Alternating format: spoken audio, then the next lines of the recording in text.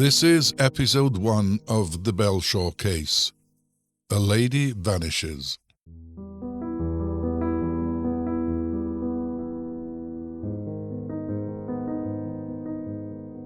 Shortly after New Year's Eve in 1979, a Canadian couple vacationing in the Swiss ski resort of Crans-Montana made a sudden impulsive decision: a brief escape to Paris. So on the morning of their first day in the French capital, they boarded the metro together, descending into the crowded underground on what should have been an ordinary day. At one station, they parted ways, each with their own plans for the morning, but agreeing to reunite a few hours later at a restaurant in the city center for lunch. The husband arrived on time. His wife did not. As the afternoon stretched on and turned into evening, unease replaced the husband's impatience. When she still had not appeared by nightfall, he reported her missing to the French authorities. The disappearance seemed inexplicable. No note, no witness, no reported accident. No obvious reason for her to vanish in the middle of a bustling city. After initial inquiries, the police informed the husband that there was no need for him to remain in Paris while they conducted their search. Reluctantly, he returned to Crans-Montana a few days later. Weeks turned into months, and 3 months passed without any trace of the missing woman, until a grim discovery was made.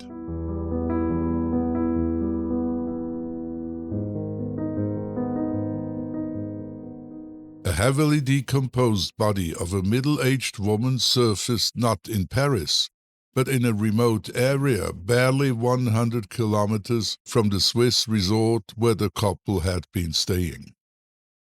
What followed would erupt into one of the most infamous murder cases in modern Swiss criminal history. The investigation sparked an unprecedented wave of fascination and outrage, seized Swiss and international tabloid headlines, and sharply divided public opinion. At the center of the storm, a single figure: the husband. As suspicion rapidly closed in on him, a compelling narrative began to harden, driven in no small part by his own actions, culminating in a trial and a verdict scarcely less sensational than the disappearance itself, and destined to be argued over for decades to come. Now let's start with the introduction of the main characters, Mr. and Mrs. Belshaw.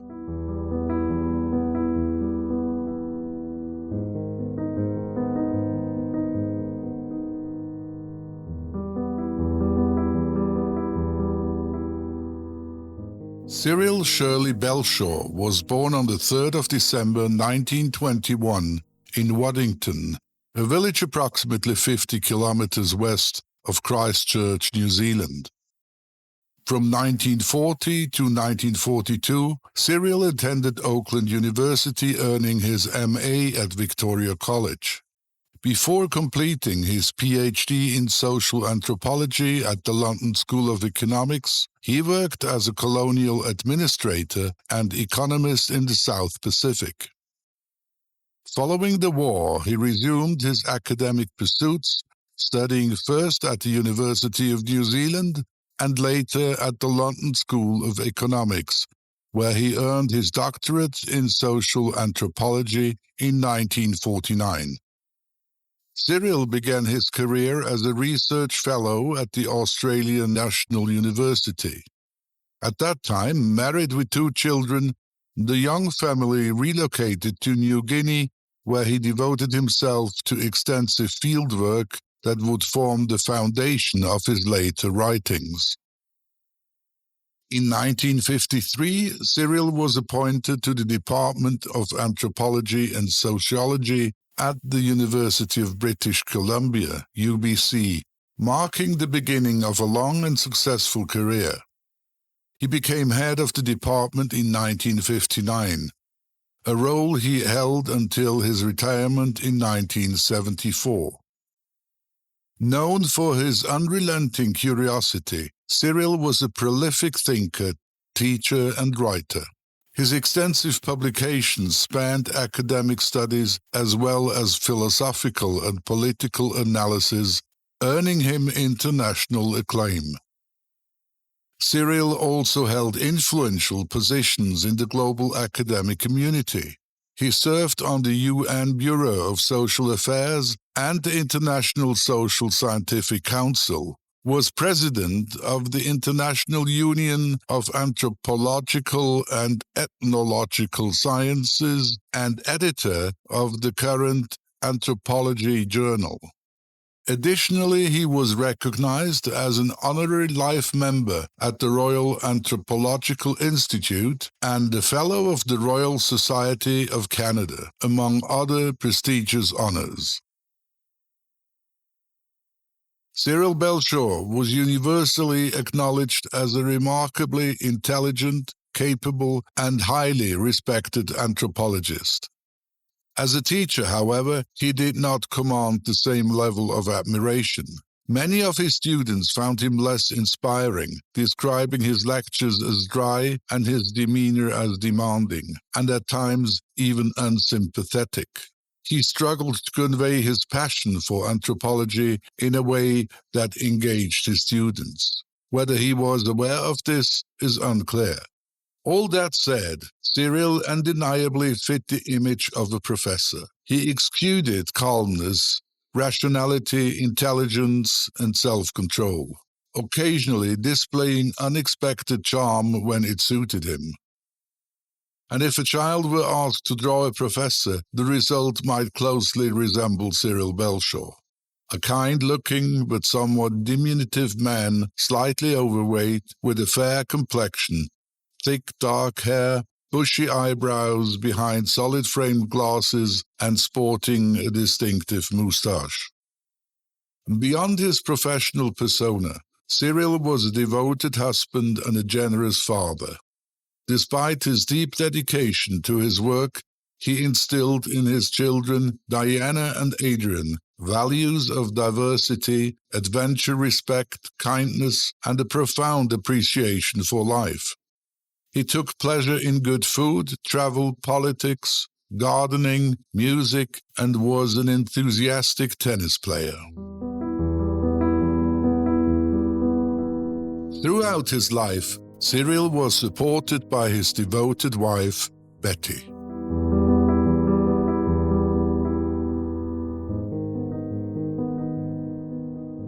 Betty Joyce Wheatman was born in Hamilton in the same year as Cyril. The couple met at the age of 21 at the social committee of the Students' Association. They fell in love and married in 1943. Despite the challenges of the Second World War, their early years together were relatively tranquil and uncomplicated.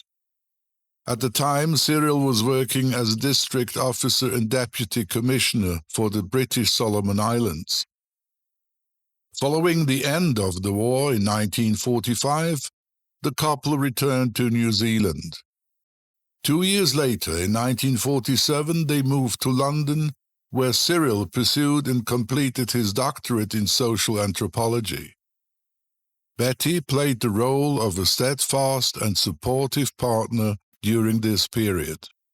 In 1949, their first child, Diana, was born. And 4 years later, after the family had relocated to Vancouver, Canada, their son, Adrian. During this time, Cyril traveled extensively, leaving Betty to manage the household and take care of the 2 young children. In 1958, the family embarked on an extended year-long stay in the South Pacific. Betty and the children, then aged 5 and 9, accompanied Cyril to the Fiji Islands. Adapting to an unfamiliar environment with its challenges required great resilience from Betty. And despite these difficulties, she navigated the experience with determination and grace. Cyril deeply appreciated Betty's contributions to the family.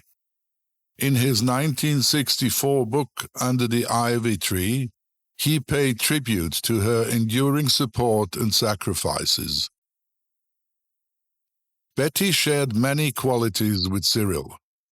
Both were reliable, organized, ambitious, hard-working, and meticulous in their attention to detail.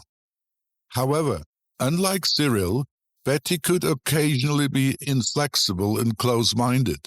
Despite this, she was undoubtedly kind-hearted. Whether in her later role as a professional teacher or during her early years dedicated to raising their children and supporting her husband.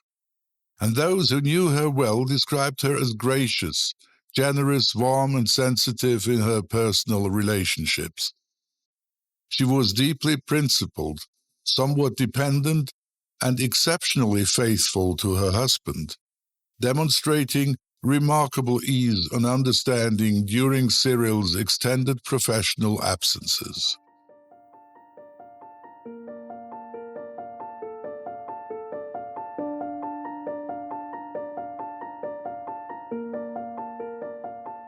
In 1966, with her children requiring less attention, Betty joined the English department at UBC.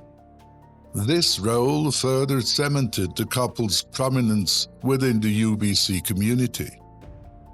The Belshaws lived in a spacious, well-located home on the university endowment lands west of Vancouver and east of Point Grey campus. Originally reserved for development that never materialized, the area had become one of Vancouver's most desirable and expensive neighborhoods. Like Cyril, Betty had a stout build and maintained a neat, well-groomed appearance, with reddish hair that later turned grey. Always impeccably dressed, she often wore tailored two-piece suits with a matching vest and skirt, paired with oval-rimmed glasses. If Cyril personified the archetypal professor, Betty's demeanor and appearance were quintessentially those of an English teacher, a role she embraced once her children reached adulthood. She carried out her duties as the professor's wife with grace and poise, hosting parties and dinners with apparent ease and control, always with a touch of colonial formality. Betty, however, revealed other facets of her personality, especially to those within her inner circle. These traits sometimes surfaced in trivial ways. She was prone to unexplained mood swings, had a tendency to make mountains out of molehills, and exhibited occasional snobbery, and she could easily lose her temper over seemingly minor matters. Was Betty happy? According to her children, yes, she was. In 1978, they both agreed to take a break from their professional engagements at UBC. It was the first time in many years that Cyril and Betty would have time for themselves.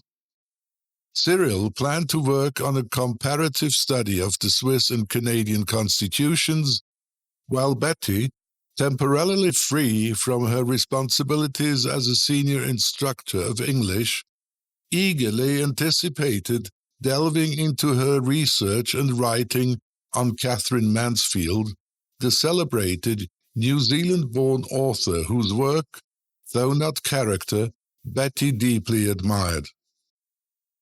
So it is no surprise that for at least some time the couple planned to rent an apartment in Crans-Montana, Switzerland, a setting that seemed ideal for both of them and was of particular interest to Betty, as Catherine Mansfield had spent some time there as well. For those unfamiliar, Catherine Mansfield was a pivotal figure in the modernist movement. Her works celebrated worldwide and translated into 25 languages. Mansfield herself had spent time in Crans-Montana in June 1921, seeking fresh air treatment for her tuberculosis. She stayed at the Chalet des Sapins, where she entered a remarkably productive period, knowing her time was limited. Stories such as At the Bay, The Doll's House, The Garden Party, and A Cup of Tea were all written during her stay there. In January 1922, she traveled to Paris for an experimental and costly X-ray treatment, which proved ineffective. She returned to Crans-Montana in June, completed her final story, The Cannery, and wrote her will at the local hotel on August 14th. Just months later, on January 9th, 1923, she passed away after climbing a flight of stairs in Fontainebleau, France. Betty's thesis, however, was set to delve far beyond this particular chapter of Catherine Mansfield's life and work. Crans-Montana, situated in the heart of the Swiss Alps in the French-speaking canton of Valais, is a fusion of the villages of Crans and Montana. Its proximity to Geneva Airport makes it highly accessible. Alongside renowned ski destinations such as St. Moritz, Gstaad, or Zermatt, Crans-Montana undoubtedly ranks among Switzerland's top ski resorts. Perched on the plateau above the Rhone Valley at an elevation of about 1,500 meters, or 5,000 feet, it offers breathtaking panoramic views of the Alps. The resort boasts 140 kilometers, or 87 miles of ski slopes, including the Plaine Morte Glacier, capped by the Pointe de la Plaine Morte at 2,927 meters, or almost 10,000 feet. The village combines the charm of a modern holiday destination with the tranquility of a natural alpine landscape. It offers extensive shopping opportunities, a renowned cultural and congress center, a variety of accommodations, and, for golf enthusiasts, hosts the annual Omega European Master Tournament. As I record this episode in the early days of the new year, the village has made international headlines. On January 1st, 2026, around 1:30 a.m., during New Year celebrations, a fire erupted at a local bar. Tragically, 40 people lost their lives, and 116 others were injured, most of them between the ages of 16 and 24. This devastating incident is a tragedy not only for the village, but for all of Switzerland, resulting in a day of mourning marked by church bells ringing across the country and flags being flown at half-mast.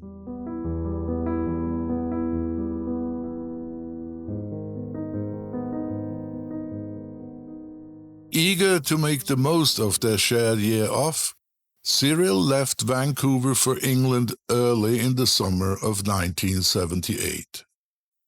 He arrived ahead of Betty to meet their friends Rosemary and Raymond Firth before they departed on a trip to New Zealand.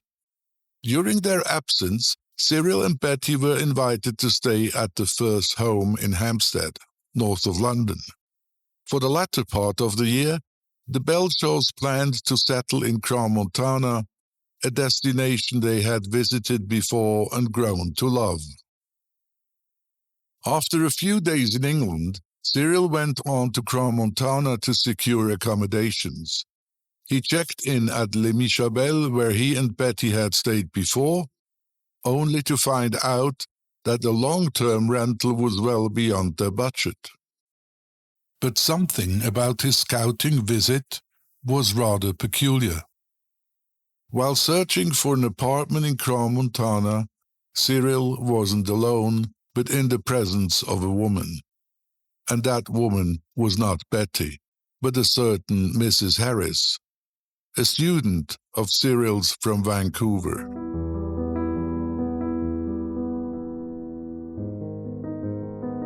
Cyril and Mrs. Harris met with local estate agent, a certain Mrs. Wüst, the next day, and looked at the Joli Lac apartments situated below a steep incline from the village centre just above the lake.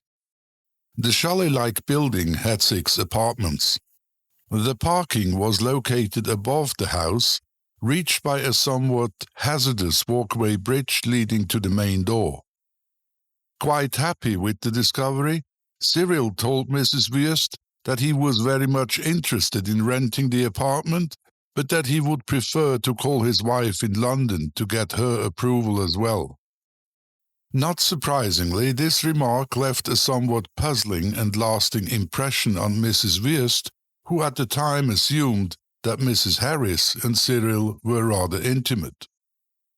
Having finally received Betty's approval and secured the accommodation, Cyril, a car enthusiast, travelled to Rotterdam in the Netherlands via Paris to pick up his beloved car, a Citroën Maserati he had shipped over from Canada.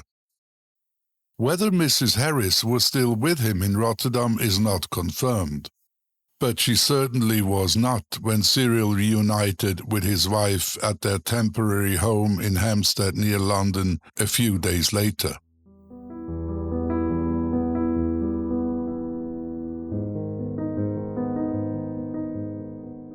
In the coming weeks, Betty wrapped herself up in her work and spent many days from early morning to late afternoon at the British Library in London, while Cyril took care of the shopping and cooking, read a lot, and tended to the garden. Towards the end of their stay, while spending a couple of nights at the First Cottage in Devon, Betty briefly fell ill. In 2013, Cyril Belshaw granted a significant interview to RTS, Radio-Télévision Suisse, for their documentary program. These interviews are notable because Belshaw, who was 91 years old at the time, agreed to speak publicly about the case and its impact on his life for the very first time. Here then is his recollection. Betty was often quite uptight, I mean, that's normal. But in England, she had had a bit of a blackout, and it was just before we were leaving for Switzerland. An apparent minor incident at the time, it became of importance much later. But anyway, towards the end of November, they packed their car, boarded the ferry in Dover, and drove across France towards Switzerland, eventually arriving in Crans-Montana. Shortly after settling in, Cyril took a brief trip to New Delhi to attend a congress organized by the International Union of Anthropological and Ethnological Sciences. But a few days before Christmas, just in time to welcome their son Adrian and his girlfriend, who were visiting from Spain during a holiday, he arrived back in Crans-Montana. According to Cyril, they had a wonderful Christmas together, enjoying peaceful walks around the frozen winter lake, exploring the decorated shops, and savoring Betty's sumptuous Christmas feast. And when Christmas gave way to New Year, everything seemed perfect. However, change was on the horizon. Adrian and his girlfriend's departure left Betty in a profoundly sad and depressive state. The joyful and vibrant family days had vanished in an instant. Perhaps in an effort to lift Betty's spirits, Cyril suggested a brief visit to Paris. On January 7, 1979, Cyril Belshaw picked up the phone and booked a double room at the Novotel Bagnolet in Paris for January 14th. The hotel, a massive square building with over 600 rooms and more than 30 conference facilities, was a clean, comfortable, yet distinctly impersonal four-star business establishment. It was hardly the sort of place a husband would choose for a romantic Paris getaway with his wife. Yet, despite its obvious lack of charm, the hotel also had notable advantages. It was conveniently located on the east side of Paris at Port Bagnolet, offered spacious rooms with large desks, in-house parking, a feature that was important for Cyril, and it was close to the metro station, providing easy access to the city center. In less than 15 minutes, they could reach the Bibliothèque Nationale, where Betty planned to delve into her research on Catherine Mansfield.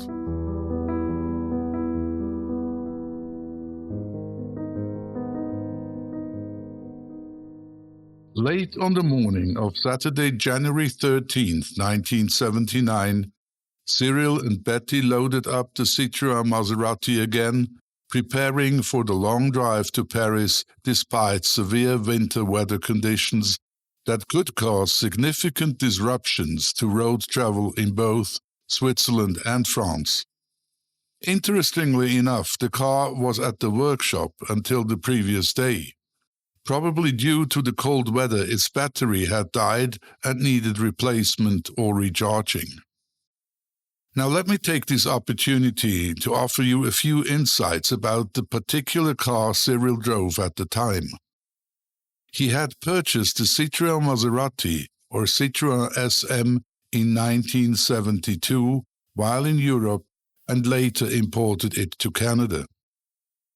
The car was so cherished that when he and Betty planned their European sabbatical 6 years later, Cyril arranged to have it shipped back from Vancouver to Europe, intending to refurbish its bodywork. However, the high costs ultimately prevented this plan. The Citroën SM was a rare, high-performance car produced by the French manufacturer Citroën between 1970 and 1975, with only 12,920 units made. Its distinctive aerodynamic, avant-garde design and rarity turned heads wherever it went, even more so with Canadian license plates. A picture of the car can be found on our website. The point is, if someone spotted such a car parked by the roadside or in an unusual location, it would undoubtedly leave a lasting impression. This is worth keeping in mind as we follow Cyril and Betty's travels across Europe. But now let us return to that Saturday when the Belshaws finally got their car running.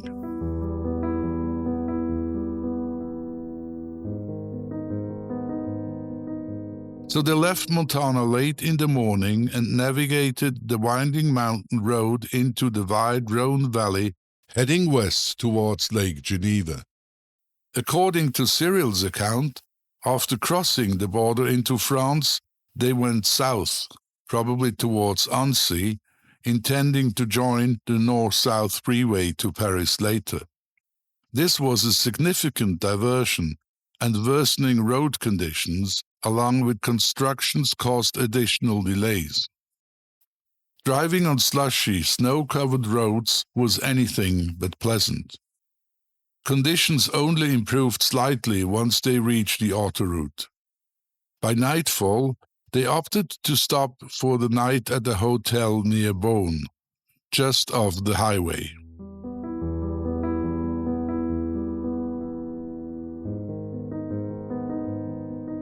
The next day, January 14th, they finally arrived in Paris, checked into the Novotel Bagnolet in the late afternoon.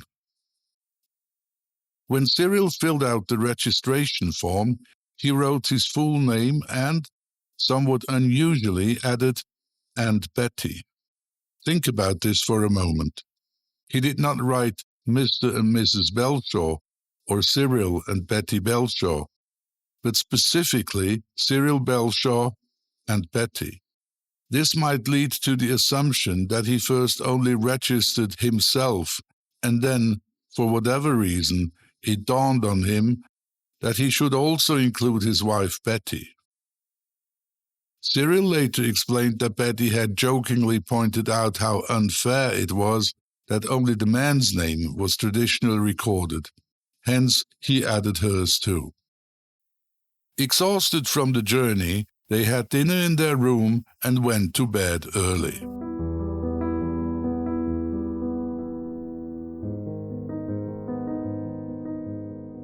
Now on the next faithful day, Monday, January 15th, the couple had breakfast in their room around 9 a.m. By 10 a.m., they left the hotel, with Betty carrying her usual satchel. Inside were all the necessary documents, letters of introduction and credentials required to gain access to the Bibliothèque Nationale, where she planned to review relevant material for her research on Catherine Mansfield.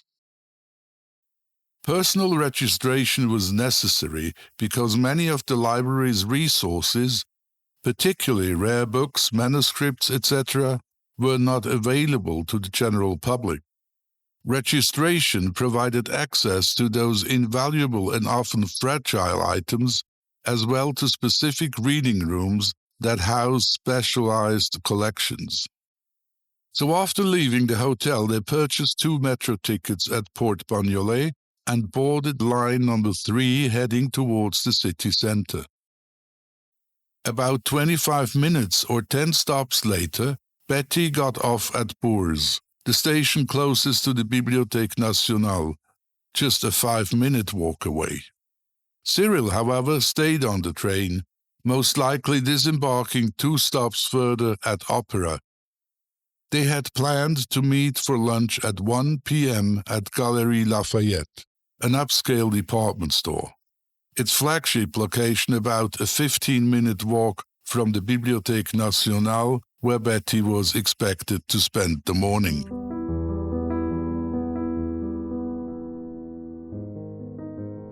With 2.5 hours to kill before their agreed meeting, Cyril strolled about and did some window shopping. By 1 p.m. he arrived at Galeries Lafayette. He waited a few minutes in front of the café, then went inside, sat at a table, and ordered a drink. When it was 2 p.m. and Betty still hadn't arrived, he started to feel uneasy. Betty was usually punctual and knew her way around Paris. So he paid the bill and headed to the Bibliothèque Nationale, thinking there must have been some misunderstanding, either time or location-wise. When he reached the main entrance, he was met with a long line of applicants. Growing more concerned, he pushed through to the registration desk. The lady checked the morning's records, but then told Cyril that she had no record of Betty's application. Without one, Betty couldn't have possibly entered the library. Here is Cyril's account of the incident, given in an interview to Télévision Suisse Romande in 2013. At first, I thought, well, she'd forgotten. But it was time went on. And so I said, something has happened. I don't know what, but she's disappeared. And it was getting later, late in the afternoon by now. Something was wrong. Now genuinely worried, Cyril hurried back to the Novotel Bagnolet, checked their room, spoke with the concierge and the receptionist. Finally, he called the front desk and reported Betty missing, asking what could be done. Receiving little help from the hotel staff, he rang the Canadian embassy. They informed him that a missing person case was the responsibility of the consulate, which was, unfortunately, closed by that time. However, they advised him to visit the consulate in person first thing the next morning. Cyril then phoned his children, Adrian and Diana, both back in Canada and at the time 30 and 20 years of age. Alarmed by the unsettling news, Both agreed to fly to Europe as soon as possible.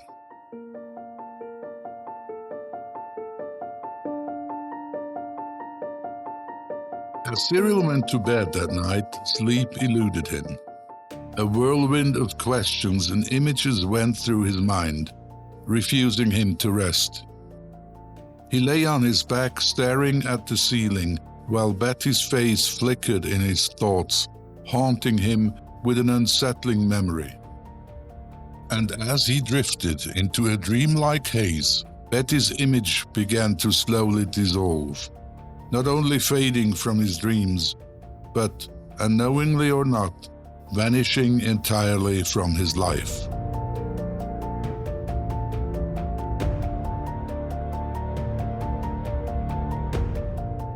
Early the next morning, Cyril rushed to the Canadian embassy.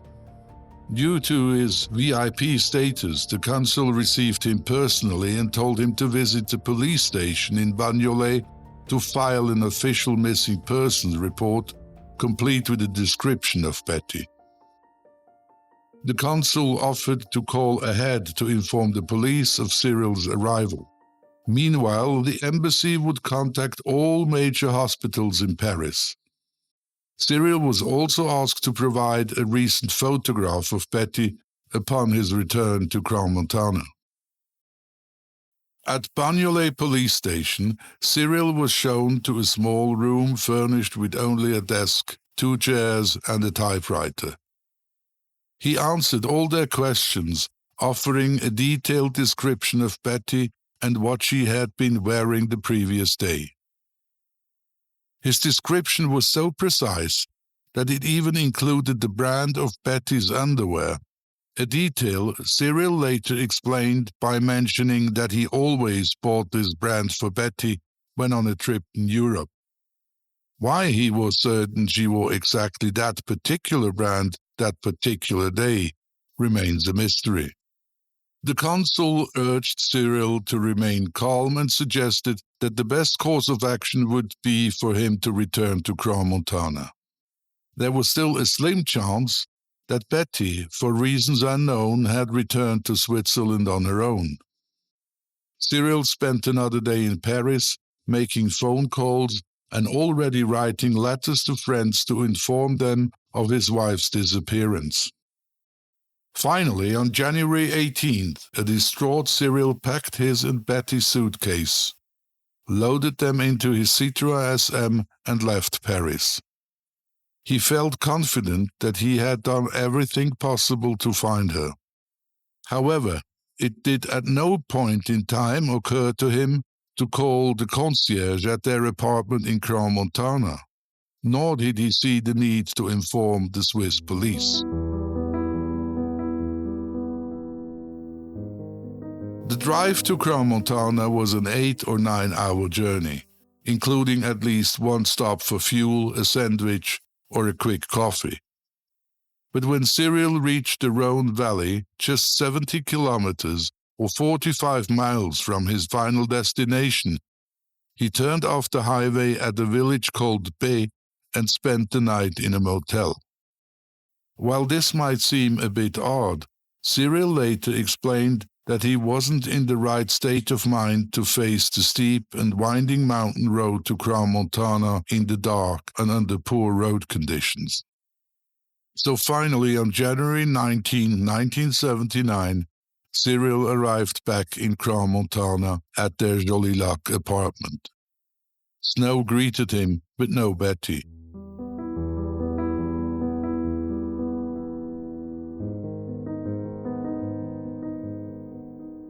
His daughter Diana, an actress performing in Calgary, managed to find a stand-in and flew to Switzerland, where Cyril picked her up at Geneva Airport on January 21st. While stroking about in the village, Cyril and Diana ran into Sammy Friedman, the Secretary General of the Social Science Council, and his lady friend. Cyril and Diana invited them for tea at the Joli Lac apartment, and Cyril informed Sammy about the recent tragedy. 10 days later, on January 31st, his son Adrian arrived. His children's presence was a comfort to Cyril. Together they spent contemplating every possible scenario that might explain Betty's disappearance, but fell short of a reasonable explanation. One day, Diana opened Betty's suitcase and washed her clothes.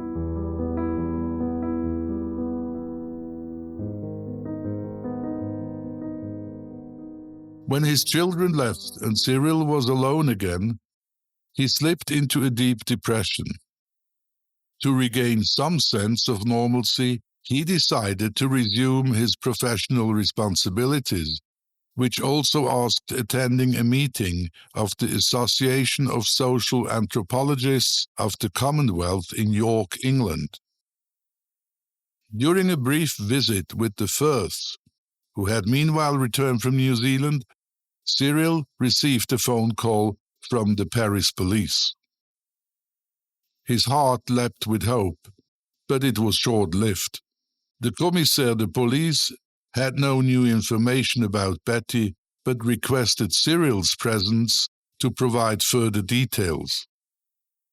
Determined, Cyril drove to Paris in his Citroën Maserati, enduring 2 flat tires along the way to answer their questions. It was a puzzle to him why they requested his physical presence for those. Afterwards, seeking distraction, Cyril drove from Paris to Basel to attend the famous carnival. Though he found some enjoyment, the positive effects were fleeting. Meanwhile, the news about Betty's disappearance had also reached Canada, and the press were anxious to interview the husband. Understandably, Cyril was not especially keen on returning home, yet slowly his time in Europe started to wind down.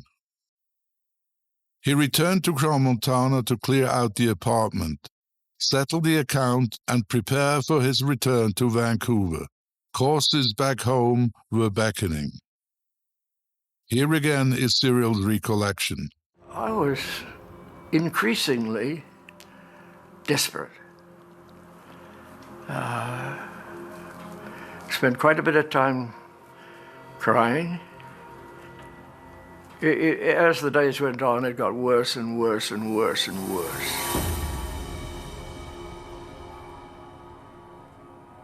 As time went on, it became clearer that, wasn't clear, but it became more likely that Betty was not alive.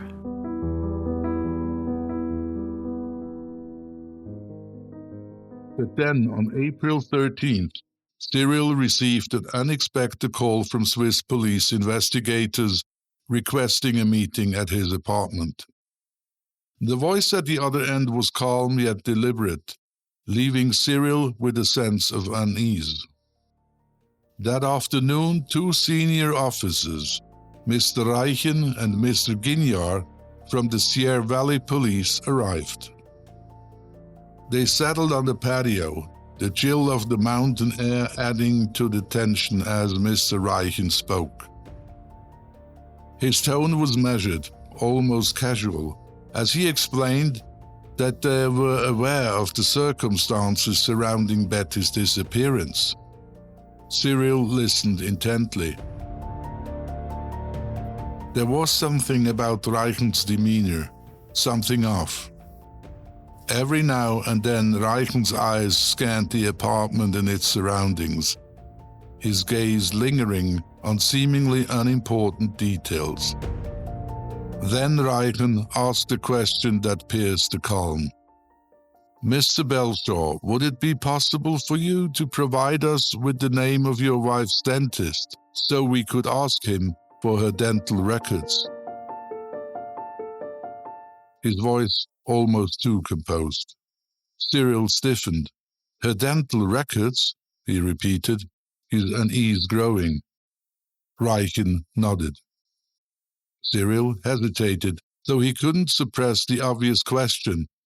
Why? Have you found her body? Reichen's reply came quickly. No, not really. The officer's tone was firm, his expression practiced. But there was a fleeting moment, a flicker in his eyes that Cyril couldn't ignore. It was though Reichen's response concealed a deeper truth, something unspoken, sinister. Finally, it was agreed that Cyril would organize the dental records directly and then submit them to the police personally. Moments later, Reichen and Guignard departed, their footsteps crunching on the snow as the door clicked shut behind them. Cyril stood alone, the silence in the apartment now oppressive. He stared out at the distant mountains. Something wasn't right.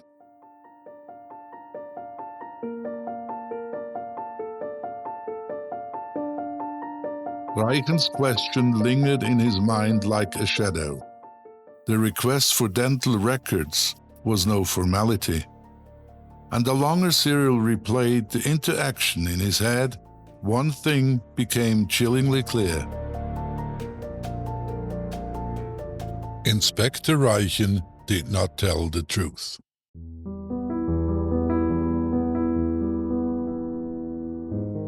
Stay tuned to find out if Cyril Belshaw was right and tune into The Alpine Corpse, Episode 2 of the Belshaw case, another mysterious and puzzling criminal case as part of the Swiss Murder Mysteries podcast.